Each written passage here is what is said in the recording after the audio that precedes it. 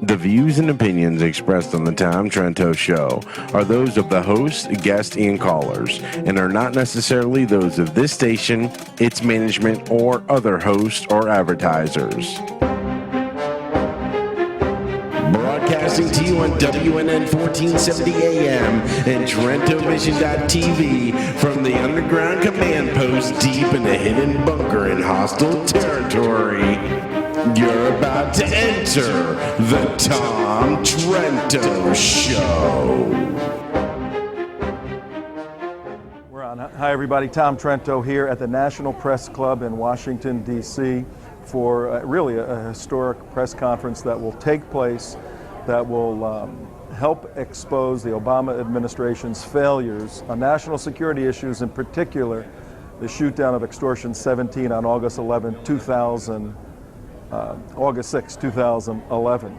And this has been phrased in light of yesterday's hearing in Congress on Benghazi as basically some whistleblowers coming together to tell the truth about what really happened on that night in Wardak province in Afghanistan, August 6, 2011.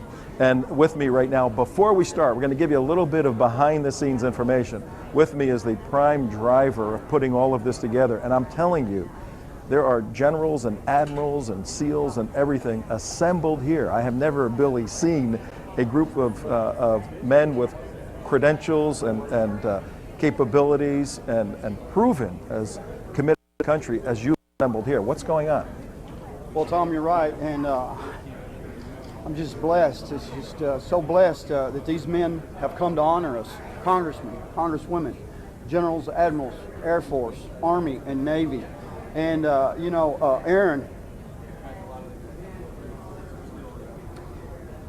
Your son, Aaron. Aaron would be so proud. But these men are here today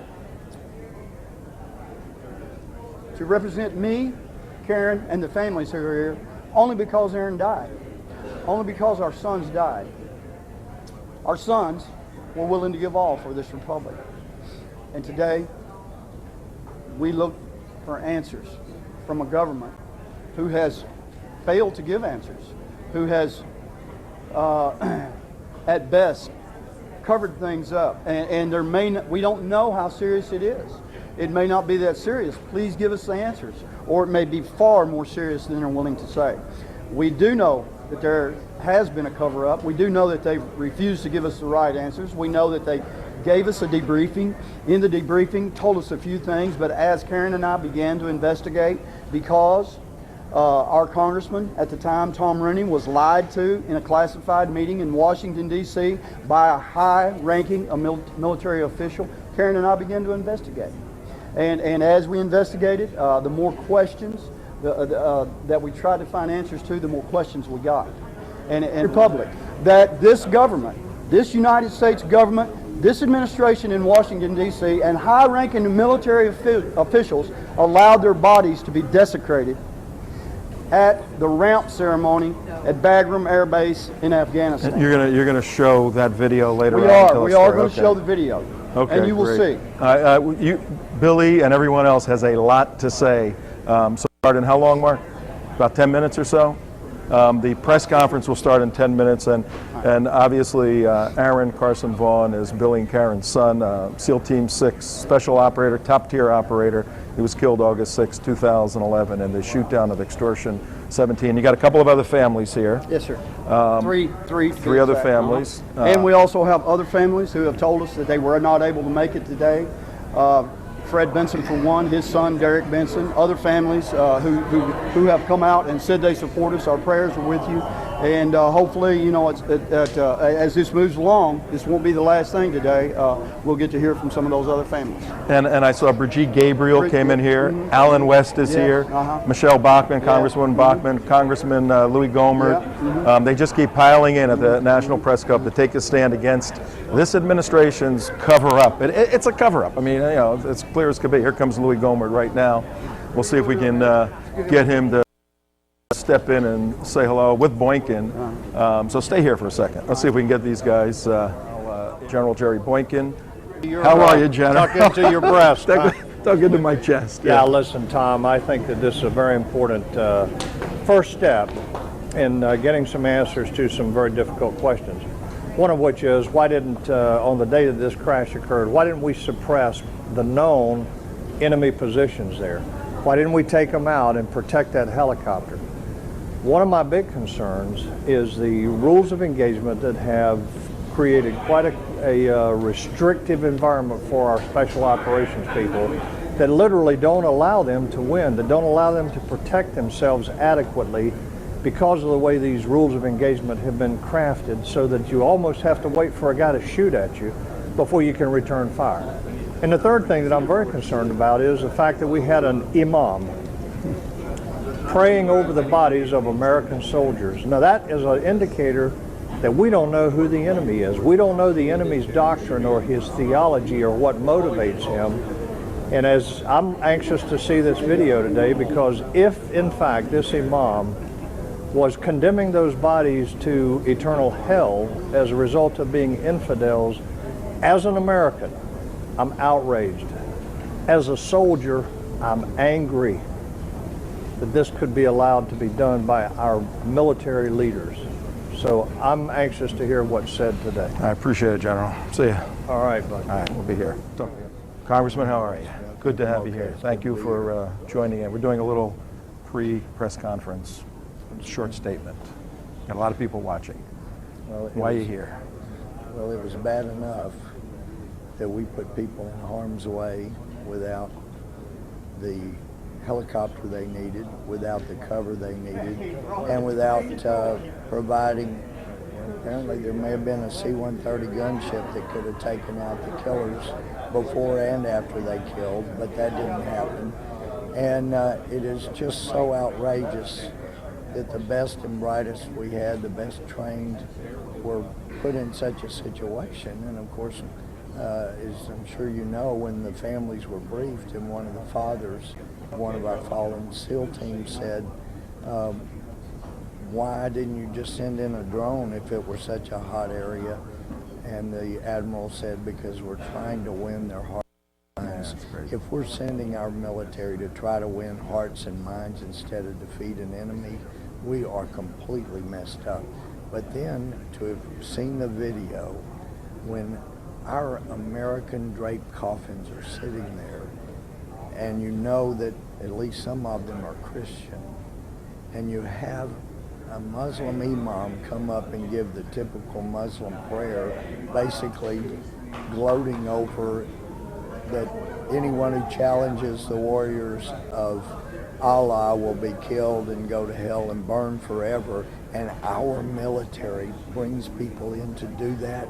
It's bad enough we didn't take proper care of such valued gifts as these SEAL team members and those helping, but then to add that kind of insult to injury is more than anyone should have to bear.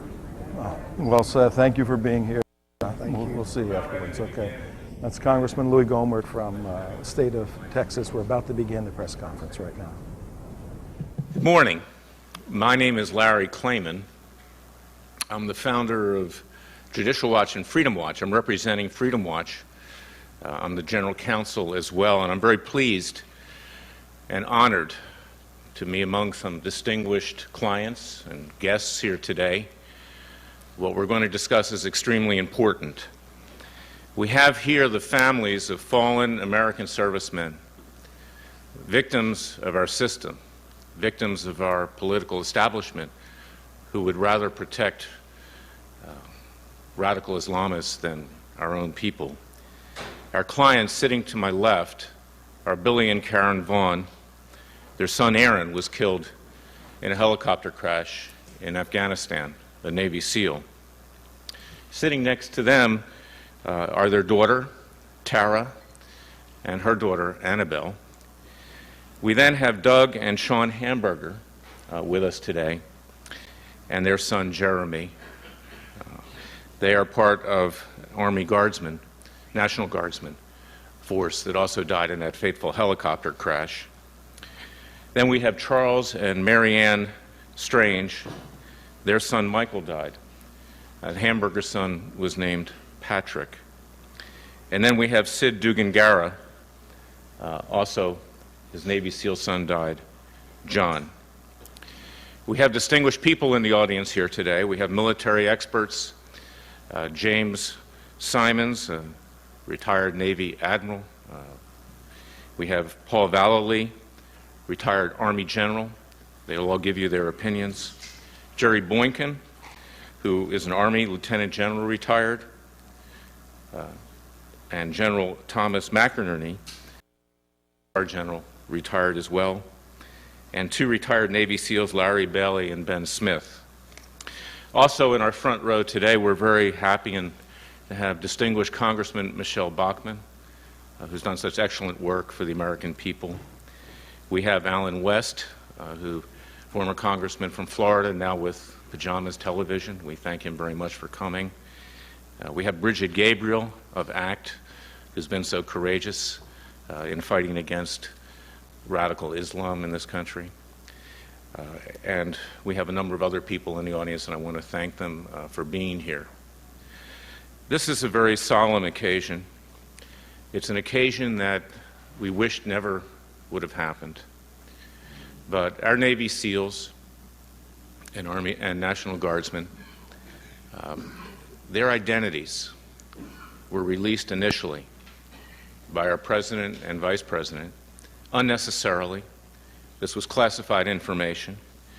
And as a result, as you'll hear, the fallen servicemen that we're talking about today literally had targets on their backs. In perhaps the biggest disaster since 9/11 as far as naval operations, special ops operations, these 4 sons and 26 others died in a helicopter crash over Afghanistan. A helicopter crash that didn't have to occur. In fact, they were sent into battle with an inadequate helicopter and an inadequate pilot. And it tells you something about the way this whole thing was structured, that there was an impending disaster with a target on the back of our servicemen. We also have a situation here today where our fighting men and women are not able to engage in preemptive or return fire because of political correctness towards Muslim outreach. That is an outrage in and of itself. Our servicemen have been handcuffed. We had a helicopter flight that the manifest of Afghanis, the Afghani security forces that were on that flight, were changed. We don't even know really who was on that flight, who might have compromised national security and given tips to the Taliban on who to shoot down. What you're going to see here today is a shocking display of how we honored our troops at the end of this tragedy. A funeral that was held in Kabul where you couldn't even mention the name of our Lord and Savior, Jesus Christ, but yet a Muslim cleric gets up and damns these fallen heroes to hell as infidels. Unbelievable that our military brass would allow this to happen. We have middle-level military people running operations in Afghanistan and before that in Iraq who get promoted on the basis of how many sorties their servicemen fly. It's almost like Cub Scouts getting a badge so they can get promoted. Yet these people are sent into battle and not honored at their funeral adequately.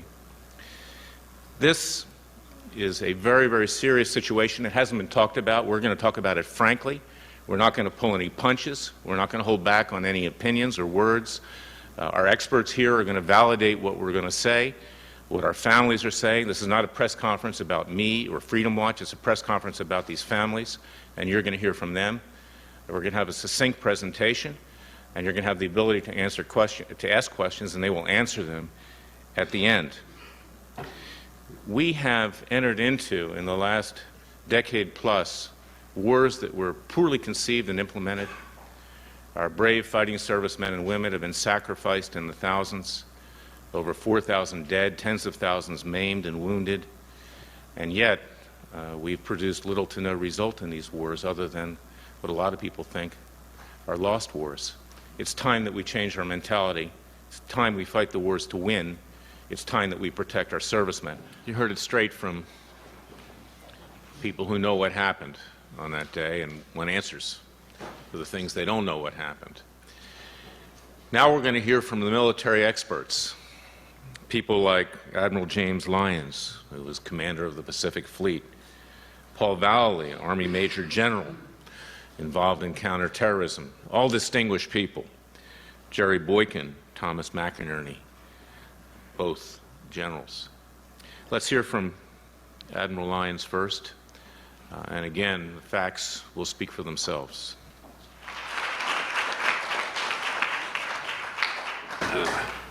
Thank you, Larry. Appreciate you all coming this morning.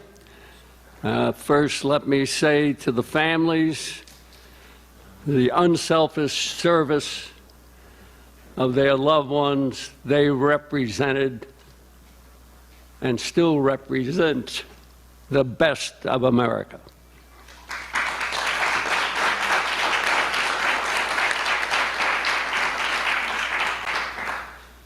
Now, it comes as no surprise that political correctness, regretfully, has infected every level of leadership command in our military today.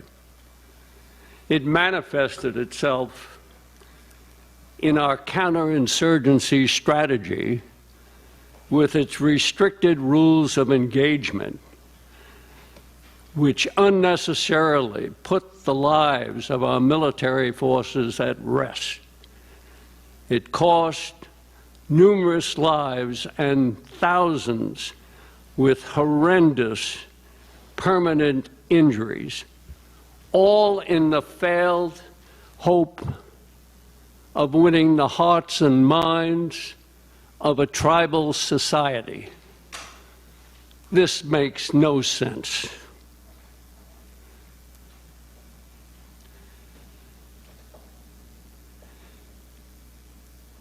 Why and who decided to put 25 elite SEAL Team 6 warriors in a single helicopter?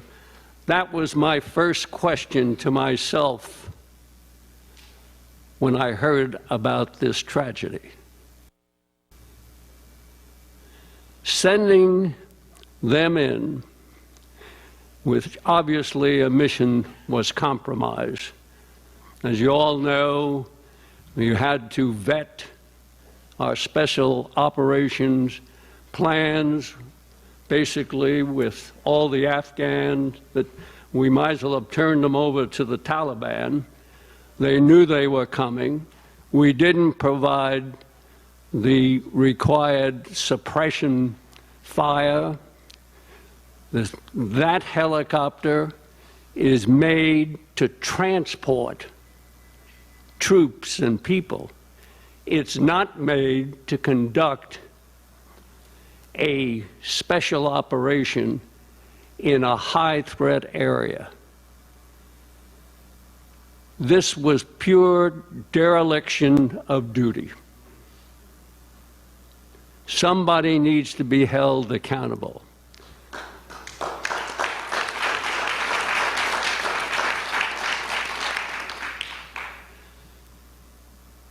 This same dereliction of duty you see reflected in Benghazi today.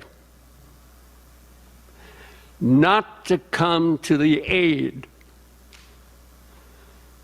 of our diplomats and our personnel who were under attack is un-American.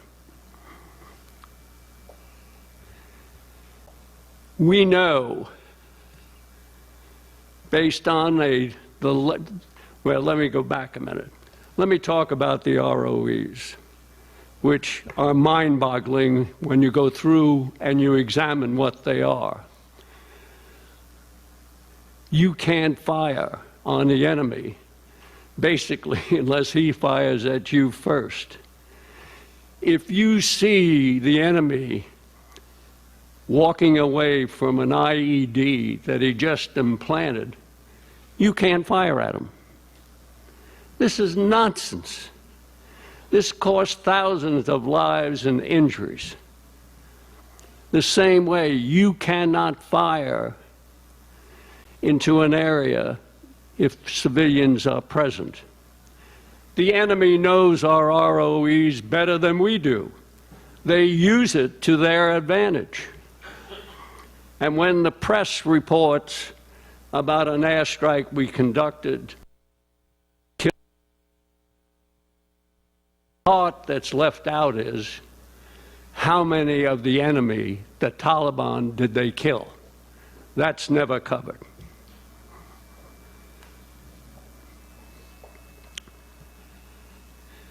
We know, based on the latest Pew survey of Muslim countries throughout the world, that want Islamic law to be the governing law of their country. They do not want our concept of freedom and democracy. We know that 80%, more than 80% of the mosques in this country preach hatred of Jews and Christians, and promote jihad. This is conspiratorial. It borders on sedition. They should be closed down. But of course, that won't happen under this administration. In fact, under this administration, the Muslim Brotherhood has made some of its greatest advances. While Muslim Brotherhood had penetrated many of our agencies before the Obama administration, it certainly has been accelerated under this administration. And I am sure that many of those restricted rules of engagement had an input from the Muslim Brotherhood advisors. We know, for example, that 57 Muslim organizations wrote a letter to the National Security Advisor for the President, Mr. Brennan, complaining about the training materials that we were using to train our military to fight the enemy. That went to Mr. Brennan, who, as you know, is our current director of CIA, and as some of you know, is a convert to Islam, which never seems to get discussed.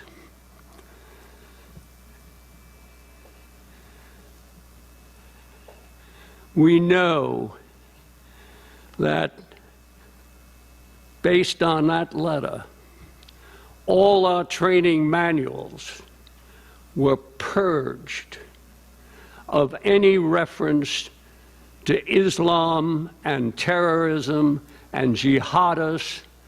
The enemy was given a free pass. Not only was it purged, our trainers had to be, quote, re-educated, and some were disciplined as demanded by the group of 57 Muslim countries that signed that letter. Now, does this make any sense? This is crazy stuff.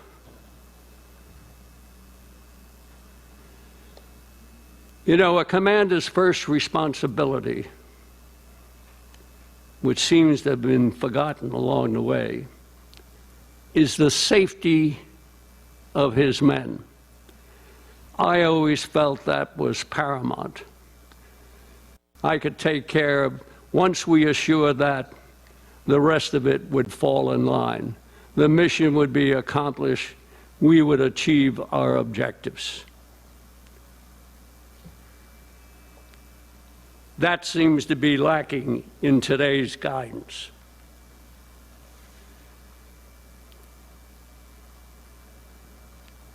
One other point I want to make. You know, based on the Pew report, the concept of the Arab Spring, of freedom and democracy, makes absolutely no sense. In the same way, going back to the Bush administration, he was going to bring freedom and democracy to the Middle East. They don't want it. They do not want our concept. The Muslim Brotherhood creed is to destroy America from within by their own miserable hands.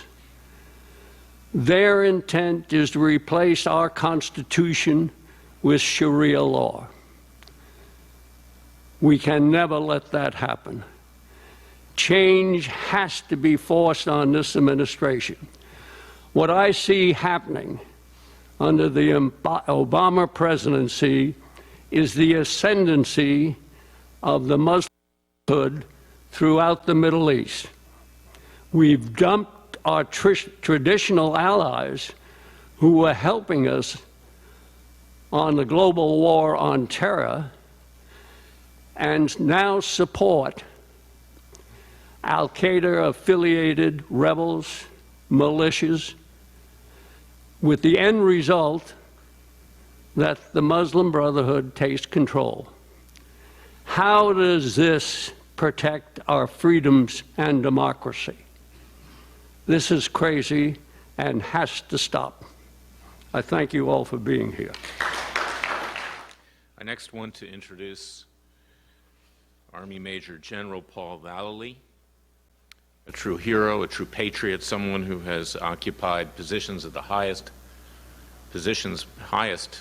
esteem of the military and who's served this country greatly over the years. He's chairman of Standup America, Arms, Inc., chairman of the Americans, and we welcome him today. Thank you. Thank you very much, Larry. Over the past 8 months has certainly changed my life. When at Standup America, our organization dedicated a lot of our resources to figure out what was going on, particularly in special operations, operational security, military tactics, strategy. And I had the opportunity to be asked to fly over to meet Charles Woods in Hawaii several months ago. And so I met Charles and his wife and family, and we discussed Ty Woods. Subsequent to that, I've had the opportunity to have General Boykin out at my home in Montana, opportunity to interface with Admiral Lyons and Tom McInerney and Larry Bailey and Brigitte, and God bless you, Alan, you as well. So we do talk, we do commiserate about what's going on, and we try to do what we can as retired military. But I want you to know we're here today because of you and your sons and the sacrifice that you gave. And Mike, when you say a dagger in the heart, I lost my son in 2004, and it's a dagger in the heart every day. So we're here for you. We've got to get the word out. We've got to do something to take back this country. We have to stand up.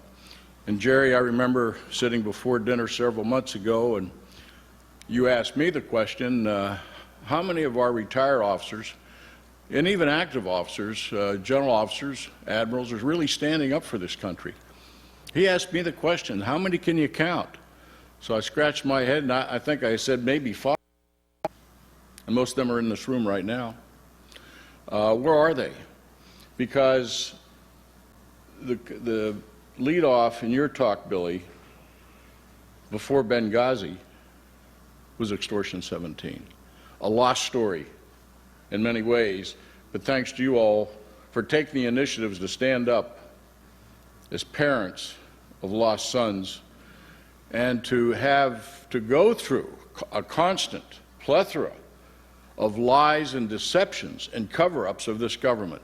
I think it's very timely that we're here today when the Benghazi hearings are going on, because I think it'll bring together those bridges to Benghazi.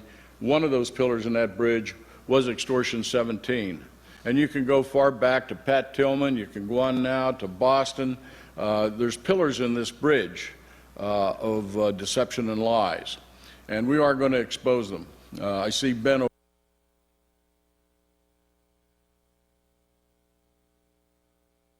lot of different feedbacks that we're getting when operational security was challenged with the video last, and all the great things that Larry Bailey has been doing in the whole thing about the SEALs and the release of all the information, providing a very difficult situation and even confidence in our SEALs out there and Special Operating Forces to operate today when they know our government basically is exposing things that we need to keep tight, we need to keep secret. I think, Billy and Karen, when you visited, one of the things that impacted on me was the fact that we had a senior flag officer call on Billy and Karen. I'm not going to mention his name, but basically was sent to their house in January to put a lid on them. Now, I don't know how many of you in here have felt that a lid's been put on you, not to talk, forget about it. What difference does it make? And that's been the attitude of this administration. But we're not going to take it anymore because we are going to stand up. We're going to be accountable for our own government and what we do because it's the future of America. That's what we're looking at here. We have got to change. We cannot depend to go down every day. Ace, you said a great thing this morning. I think we all see that. We turn on television and we're looking for something positive to happen. And it just seems to disintegrate each and every day more. Well, the stock market's up, it's strong, and so on. But there's a lot of falsities in all of this when we look behind the scenes of what's going on. I've had the opportunity to be in the Middle East twice in the last 8 months, meeting with Syrian opposition forces over there. And I had a young Syrian commander come up to me, and he said, you know, we don't understand democracy, but we do understand freedoms, and that's what we want. This was Syrian opposition, young man about 38 years old, who just came out of combat in Aleppo. Well, it's the same thing when you look at our troops and the sacrifices they made. And when Tom McInerney and I went to West Point together, he's a lot older than I am, by the way, so I have to take all my guidance from him. But duty, honor, and country. What is our duty? What is our honor? Our honor is being shed each and every day by lies and deception of senior people in government. And it's not only in the White House. It's in Congress. It's at the CIA. It's at the Department of Defense. It's at the State Department. I challenge somebody, and I think, Jerry, you and I even talked about this. What was the last diplomatic victory we had in America? I'm thinking back, it's when the wall went down. I can't think of another diplomatic victory we've had, but yet we fly people all over the world. And then again, when I go to Syria and they tell me, you know, we don't respect America anymore. Respect our people, but they don't respect our government because we don't take care of our friends. And that was a Syrian general. He said, you know, we're looking for help, but we're not getting any. So everything you heard about us helping the Free Syrian Army and opposition over there, it's not true. So it goes back to the whole thing. We're here together. We're here to present a message to the American people that we're tired of all the lies and deceptions, and we're going to stand up. And God bless you all, and God bless your families for doing what you're doing. We love you. I want to introduce three-star General Tom McInerney, a great hero, another American hero, who's standing up for the American people. Thank you, Tom. I often ask, where does a nation get such people? And I see their mothers and fathers and brothers and sisters and nieces here. That's where we get them. It is the most impressive thing in my whole life to be associated with military people. I grew up in it. I spent 35 years in it. And I've continued to work on national security matters. Our mothers and fathers just presented some very serious charges. And it's fundamentally, and Admiral Lyons and General Valley pointed it out. It is fundamentally our strategy in an Islamic society. They do not want our Jeffersonian democracy, but they do want our money. It is then the rules of engagement that we send our people to war with. And here we have Alan West, who in my world, and when I grew up, Alan West would have been given the Silver Star for the actions he took during Operation Iraqi Freedom. He is my hero.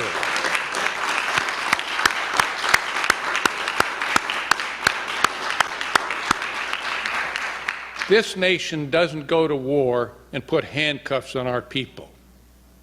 And we have put handcuffs on our people. And Jerry is absolutely right. How many generals are standing up? We have a complicity that has been on a slide from when Secretary Gates started firing generals because they were not doing what he politically wanted, which was to come forth with the rules of engagement and the different things that have got us trapped in this strategy. And of course, that's why President Obama kept him.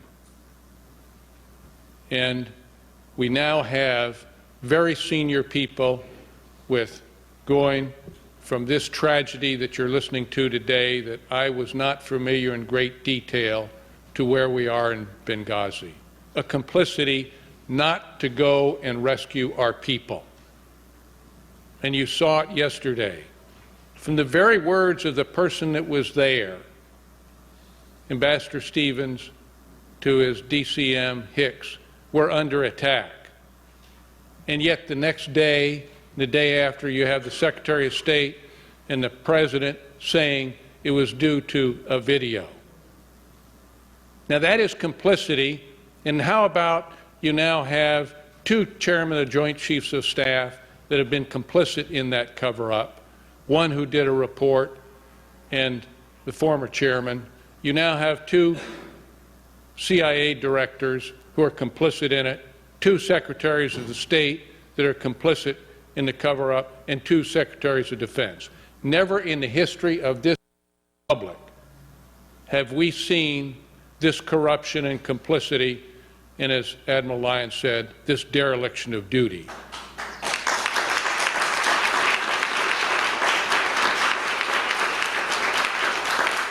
This nation deserves more, and I put out the charge to every general and flag officer on active duty today.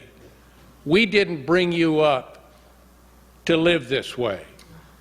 This isn't being responsive to civilian leadership if it's complicit to cover-ups.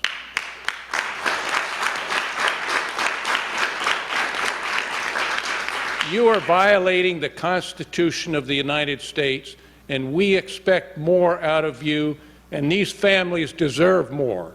They have given their youth to this nation, and the nation deserves more. Thank you, and God bless you for what you're doing. I next want to introduce Lieutenant General Jerry Boykin, someone who has fought for this country, who believes in this country, and who's here with all of us to change this country and bring it back to the vision of our founding fathers. Thank you. Thank you very much, and Billy and Karen, it's good to see you both again. To all of you families, I grieve with you. I think we all do, and you've paid a tremendous price.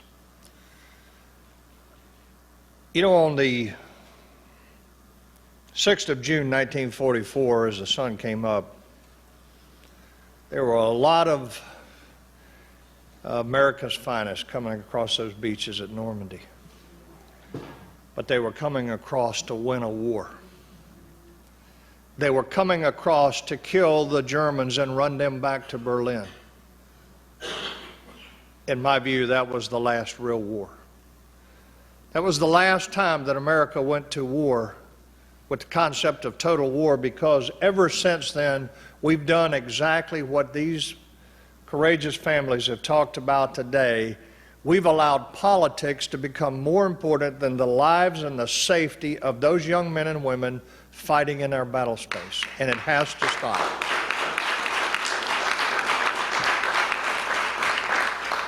But there is something in here next to the loss of your sons that bothers me worse than anything else, and it is this imam praying over our fallen comrades. I'm incensed. There are two people in this room that have been fighting hard to get America to understand who the enemy is. That's Alan West and Brigitte Gabriel. They fought hard. And Americans are still ignoring them, and the fact that we would have responsible commanders allowing an imam to come and pray a standard, not a special prayer, right, Brigitte? A standard Islamic prayer over the bodies of our sons that have given the last full measure in defense of this constitutional republic. To have him come and condemn them to hell is an indicator that all of us, Brigitte and Alan, we have failed. And the others around us, we have failed to convince people of who the enemy is. And I want to say this, there is a constitutional responsibility when you take an oath that you are supposed to know the enemy. You are supposed to know his doctrine. You're supposed to know his tactics. You're supposed to know what motivates him. And the fact that we would do this is an indicator that there has been a deliberate plot in America, in our armed forces, not to allow the senior officers or anybody else to know who the enemy is or to understand how to fight them because we don't recognize the enemy. I am sorry for your loss, but I appreciate you being here today. God bless you. Thank you, General.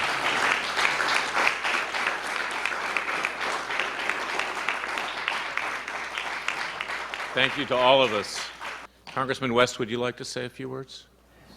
You're welcome. Thank you. Thank you, Larry, and thanks for everyone that is here, but most especially for these families that are here. And let me explain, I think a lot of people know what happened in my career in 2003. They know the decision that I made in 2003. And the bottom line, the reason why I, as a battalion commander, made that decision, because before we deployed, I made a commitment and I made a promise to each and every one of those family members of those soldiers that deployed in my battalion that I would do everything in my will, everything in my power to make sure that the individuals that left them would come back to them safe and secure. See, I can rest peacefully at night because I know that there are no parents from the 2nd Battalion, 20th Field Artillery that can look at me and say that I did not do everything to keep their family members safe. And I apologize, I am sorry for the loss of life that you have had to endure. But I thank you for the sacrifice that you have made, and we will continue to fight on your behalf. You know, Mr. Strange brought up an incredible point when he stood there before the Commander-in-Chief. If we had people that understood what it meant to get off of in a combat zone, in a raid, I think the decisions you would see happening and the actions would be different. If we had people that had ever been in an aircraft and hooked up and jumped out into the darkness, not knowing what would be waiting for them, that they would be making different decisions for our men and women. I can tell you, having been an artillery officer, you don't send anyone into a combat assault on an aircraft without first preparing that landing zone, by first suppressing any type of air defense that could be around it. I had also the privilege of sitting in on that classified briefing. That operation had been going on for 3.5 hours. To launch a Chinook helicopter into the night to go into an operation, a hot zone, that was something that was absolutely violates every single principle of employment and tactics for the United States military. Why that was done, I have no idea. I have been on many air operations, and I can tell you this. Even if a member of Congress is getting on an aircraft going down to Guantanamo Bay, if they change that member of Congress out, they go back and they update the manifest. Why were 7 individuals changed on the manifest of a combat assault mission and not updated? We need to find out about that. And the rules of engagement. Those of us who have ever been in a firefight know that within 2 to 3 seconds, someone starts to lose their life. And for us to tell our men and women in combat that they cannot fire upon people who are firing upon them, that is unconscionable. But I want to leave you with this simple point. that I want you all to think about, and I hope the media will take these words and send it out to everyone. In this last election cycle, we had a president and a vice president. We had a candidate for president and vice president who had never served in the United States military. It was the first time in 77 years that that had happened. Now, I'll guarantee you, if we could once again have men and women who know what it's like to be on the receiving end of an AK-47, an RPG, or a PKM, then they would make better decisions. And perhaps our nation would not have more mothers and fathers that are sitting here as you are today. God bless you, and thank you very much. Next, we're going to hear from former Navy SEAL Benjamin Smith. We'll talk from his personal experience. I don't have much to say. Part of what makes us one of the best Spec Op fighting forces amongst all the rest of them is the mystique of who we are. We have found in the past, we can go to administration if you want, whatever, but the American people, even in the past year and a half, 2 years, have divulged basically who we are, what we do. We have movies, strategy, tactics, movements of everything is out there. Now you can get a Trident or any Spec Op shirt in a mall. What have we become? The people who do the dirty work, the tough stuff that you have to earn to go do, you can buy in a t-shirt. Part of this is also our society, as well as you have an administration that is just, they've never done anything as if their life depends on it. Like with the politicians, with the media, with a lot of the people. They've never had to struggle for anything. They've never had to get down in that dirt and fight for something. I mean, just to be here, I'm absolutely honored to know you guys, to help you guys get the word out. The things that have happened here, outside of the religious aspect of this, that is absolutely miserable. And there should be a lot of people in this country very angry, because we're only 200 years old and we supposedly have won all of our wars.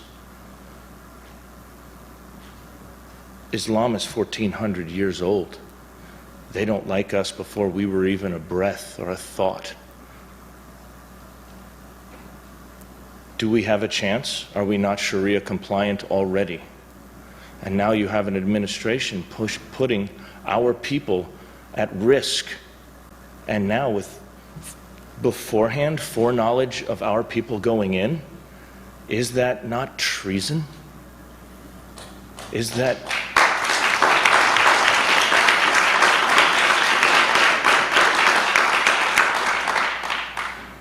I pray for our country. I just hope we wake up in due time to help try and save ourselves if we are not gone already. Thank you. I also want to introduce former Navy SEAL Larry Bailey, who wants to say a few words. Thank you. I don't have any prepared remarks, but I would like to say I agree with everything that everybody has said here today. I think that I know I have had my eyes open far wider than I ever thought I could have them open. I've learned things this morning thanks to the persuasive research that's been ongoing. I just couldn't believe, if anybody else had told me, I probably would have taken it with a grain of salt. But I see the families of people to whom the fallen mean the most, meant the most, and still do. You're telling the truth. That's the way it is. And we're dealing, as Special Operations speaks, we're dealing with even more lies by the administration. This administration might very well be called the cover-up administration. And I would ask you to get the word out about what happened in the shoot down of the helicopter and what happened in Benghazi. These two failures, or as they call it in the computer world these days, two fails, are so similar to each other that I think that America needs to stand up. And I wanted to say one thing. I'm a Southern Baptist. Southern Baptists don't like Muslims by and large as a theology. Thank you. And yet, my pastor, and I won't go into any detail, I go to a church in North Carolina, as redneck as it could be, as evangelical Christian as it can be. My pastor has a PhD, doctor of theology. He's a brilliant guy. He could preach a sermon with that, and he never even looks at notes. He can quote chapter and verse out of the Bible like Alan West can quote out of the Quran. And I have never heard him mention Islam, Mohammed, or Quran, not once. And I keep pinging him every now and then. I'll send him a nice little rejoinder. Hey, when are you going to start talking about this? Until our theological leaders start realizing that we are dealing with a theological enemy, that we're dealing with Satan himself, we're going to continue to lose. Thank you.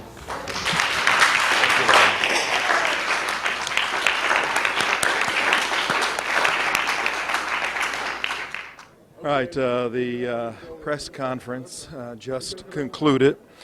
Pretty amazing. I mean, there was an array of Americans, probably 300-400 years of commitment and dedication between people like General Paul Vallely, 35 years,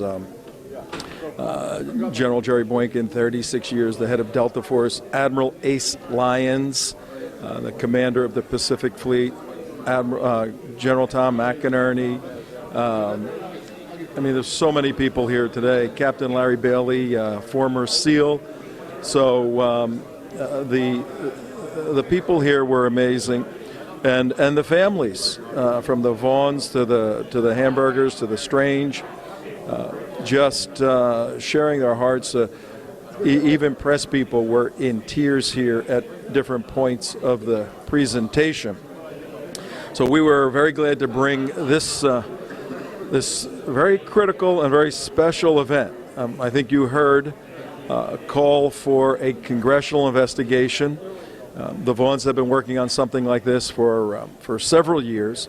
In fact, two of the key members of Congress, three of the key members of Congress, Congresswoman Michelle Bachmann from Minnesota, Congressman Louis Gohmert from Texas, they were here for the most part of this, and they had to go because they had votes back up on the Hill, which is 20 minutes from here by cab on a good day.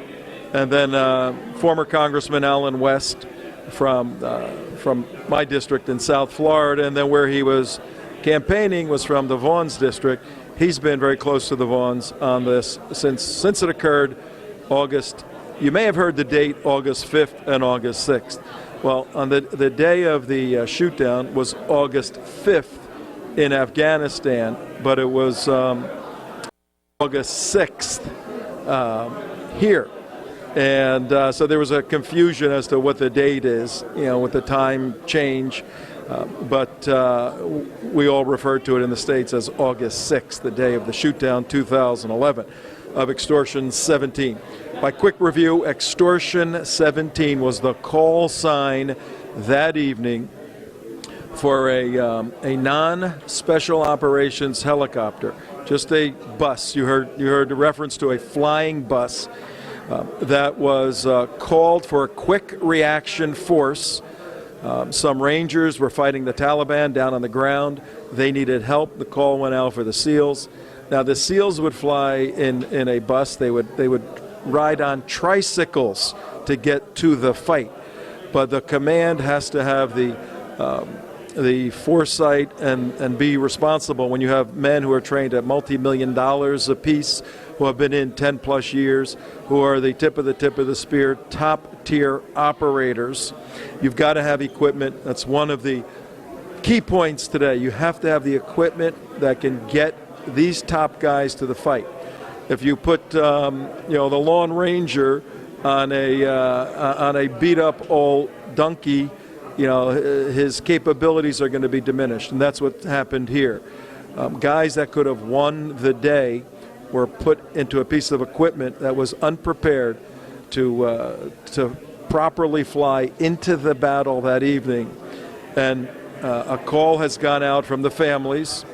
Now, General Tom McInerney, how are you, sir? Ben, how are you? Good to see you. Very, very well. Post-press conference, what are your thoughts about the event? I think it was very impressive. I was not familiar with all the details that I heard today. There are a lot of things going on in the U.S. military that these families are bringing up the problem that we have of people making decisions. Well, Ben Smith, former Navy SEAL. All right. I mean, you have an interesting experience because you were on the front end of this press conference, being in theater fighting. Now you're on the back end listening to your brother's very tragic situation. Just share your human thoughts. Where do I begin with this? I mean, first you just want justice for your guys. You want to know, like when you're out there, it's the guys next to you that you fight for. It's those guys who save your ass. It's those guys you will give your life for and you will kill for. You stand for a country. That's the rock we're standing on. And you'd like to think that everybody is on the same team. And it's just something you've known growing up as a kid. It's something you don't question. As American is American is American. But like a lot of things you're seeing now, you're seeing a drumbeat with this constant Islamization, political correctness towards you can't even say it. It's overseas contingency operations instead of the war on terror. I pose this question. Is it not the Crusades? That's how they see it. The Crusades never stopped in their eyes. In our eyes, this is just a war on terror or Afghanistan or Iraq or whatever. But if you look at Crusade, the Caliphate, the steps they need to take to come at us, those are all things being taken. Good point. And communism. Do you still think we won the Cold War when the president is self-admitted socialist and communist and the people he puts around him? It's a chessboard where they took the king and we're just the pawns on the board that are still there. All right, we got to sign off right now, folks. What? We got to sign off right now. We're going by. Thanks, everybody, for staying with us. Send our link, TrentoVision.tv, on this amazing 3-hour broadcast to all your friends, all your lists. They got to watch this. This was a historic, pivotal meeting. See you. Bye-bye. Goodbye.